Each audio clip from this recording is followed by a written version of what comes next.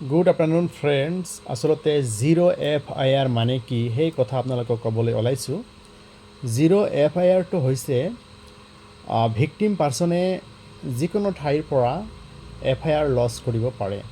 ধৰা হওক এটা ঠাইত ঘটনা সংঘটিত হৈছে আৰু ভিক্টিমজনে সেই পুলিচ ষ্টেচনৰ এলেকাত FIRটো যদি দাখিল নকৰে আৰু অন্য পুলিচ ষ্টেচনত গৈ যদি FIR দাখিল কৰাৰ যিটো সুবিধা সেই সুবিধাটোকে আচলতে FIR বুলি কোৱা হয়। FIR ভাৰতৰ নতুন আইন BNSS ভাৰতীয় নাগৰিক সুৰক্ষা সংহিতা 2023 সুবিধা দিছে।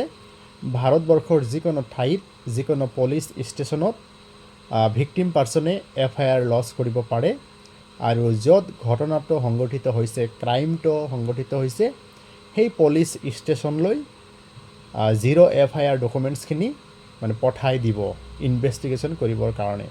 গতিকে ভাৰতবৰ্ষৰ যিকোনো ঠাইত যিকোনো সময়ত যিকোনো পুলিচ ষ্টেচনত FIR দাখিল কৰাৰ যিটো সুবিধা এই সুবিধাটোকে আচলতে FIR বুলি কোৱা হয়।